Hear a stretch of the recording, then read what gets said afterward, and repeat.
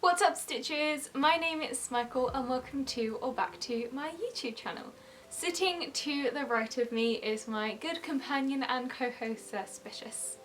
This video is going to be me showing you how to cable knit. This will come in useful for when I am doing my folklore cardigan videos.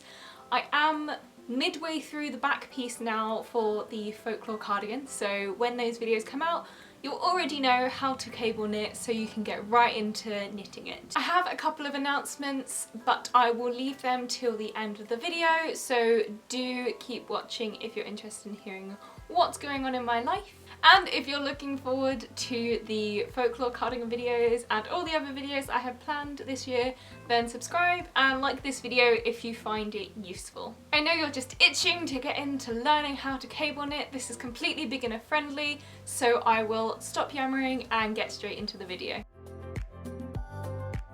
Cable knitting may look intimidating, but the only materials you need are your yarn, your needles, and a cable needle. Yes, I'm using an interchangeable needle because that's all I have.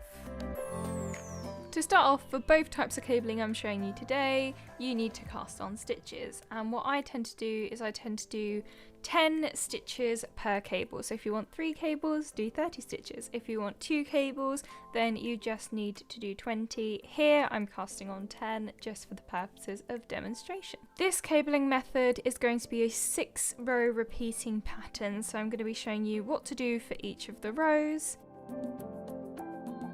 So for row 1, we're just going to knit all of the stitches. This is the same for row 3 as well, so rows 1 and 3 are just simple knitting every single stitch. For row 2, you are going to knit the first 2 stitches on the needle. Then you are going to purl 6 stitches. These 6 stitches are the ones that you're going to be using to make the cable effect. And then once you've purled those 6 stitches, you want to knit the last 2 stitches, and that gives you a nice garter edge so there's less curling. Just as I mentioned earlier, row 3 is going to be knitting all the stitches again. Row 4 is exactly the same as row 2 as well as row 6. All of the even number rows are exactly the same, and that is knit 2, purl 6, knit 2. Now row 5 is where all the fun begins, so you're going to start off by knitting the first 2 stitches. Then you want to grab your cable needle and slip the next 3 stitches onto your cable needle. Once you've done that, you want to make sure that that cable needle with the stitches on is in front of the work, because we're cabling 6 to the front. Then you want to knit 3 stitches that are on the left hand needle. Then you want to take the 3 stitches that are on the cable needle, and then you want to knit those 3 stitches. So they've basically just swapped places with the other 3 stitches and they've been held to the front. And then you want to knit the last 2 stitches.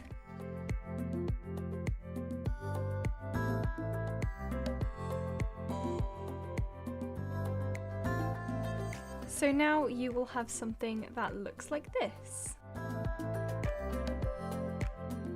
Then for row 6, you want to knit the first 2 stitches as you did with the other even numbered rows, purl the next 6 stitches and then knit the last 2 stitches, and that is the 6 rows completed. And you just want to go ahead and repeat this several more times until you get it to the length that you want, and you'll have something that looks a bit more like this. When it comes to binding off, I usually just bind off on row 1 instead of any of the other rows to make it a bit simpler. Now we are moving on to cable 6 back. You probably have figured out what it is, but rows 1, 2, 3, 4 and 6 are the same, and row 5 is the row that is just slightly different. So do everything else the same, and then when you get to row 5 you want to knit the first 2 stitches as you did previously for C6F. And then again, you want to slip the next 3 stitches onto your cable needle. And now, instead of holding it in the front, you're going to be holding it in the back. So you'll have to remember to pull the yarn in front of that cable needle, the working yarn that is. And then you want to knit 3 stitches from the left hand needle. And then again, you will be knitting those 3 stitches back from the cable needle. I know it's a bit blurry to see, but it's basically the same process, but having the 3 stitches on the cable needle held at the back instead of holding it in the front.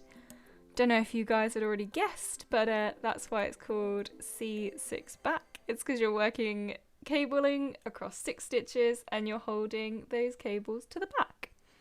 And then once you've knit those, you want to knit the last 2 stitches. And yeah, everything else is basically the same as C6F, but this is what it looks like. So again, you want to repeat the 6 rows, and this is kind of what it looks like horizontally. You can't really tell what the difference is at the moment, but if I show you a side by side, you will see that they are basically leaning the opposite ways to each other. So the C6F, as you see on the left here, is going to the left, and the C6B is leaning to the right. So you'll see they're basically the same thing. It's just if you prefer the way one looks over the other. I personally use C6F more than anything because I find that easier to do without a cable needle, but that's my own preference. So there we have it, the finalised cable 6 front and cable 6 back. If you have any questions, do let me know in the comments down below. That's the best way to get in contact with me. And as I said, I have a couple of announcements. My first announcement is that I am no longer using my Instagram. I don't know about you guys, but I find that whenever I have Instagram downloaded and logged into my phone, I end up doom scrolling or fubbing all the time, and it does a number on my mental well-being because I'm just sat there comparing myself and my abilities to other people around my age or younger, and I don't enjoy those comparisons because I am negative towards myself when I shouldn't be. So Instagram is no longer really going to be used. If you want to get in contact with me, then I check the comments on my YouTube videos all the time, and the best way to get in contact with me is Patreon. So if you're interested in my Patreon, it's patreon.com/SmichaelGoesKnitting. And yeah, a big thank you to my 2 patrons, Georgia and Gillian. If you guys are interested in my Patreon, you get a shout out in each video. You can also get exclusive videos, there's a few up there already. And we also do a knit night. So I did my first knit night the other day, and it was very fun to sit there and chat and get to know my patrons. So if you are interested in doing that and you want someone to hang out with while the world is still crumbling, then head on over to my Patreon. Announcement number 2 is that my first ever pattern is going to be published on the 19th of January. So on the 19th of January, the pattern will be available for everyone to buy. Most of my testers have finished now and they are looking amazing, and so if you guys want a discount on the pattern the first week it's released, then head on over to my website, SmichaelGoesKnitting.com, and subscribe so you're on my emailing list, because everyone on that list will get the newsletter which has the code for the discount. So if you guys want a discount on my first ever pattern, then do check that out. But if you don't want a discount and you just want to buy it at full price, then it will be available on my Ravelry, but also on my online store. So if Ravelry is not accessible to you, then you can still buy it on my online store. No worries, no pressure. As I said, I've got a lot in the works. Obviously I've got my folklore cardigan, I've got another design that I'm working on at the moment, which my patrons have already seen. And yeah, I've got so much to show you guys this year. Hopefully I'm going to get a lot out to you. If you're excited for that, again, do subscribe. If you found this video helpful in any way, shape or form, then do give me a like. That lets me know what you guys are liking from me. And yeah, next week I'm going to be showing you guys how to cable without a cable needle. So you will see in my later videos, I don't use a cable needle. I don't really like it. I find it easier to not use one. So look forward to that. That's all from us today. I hope you have a lovely week. You're staying safe. You're looking after yourself.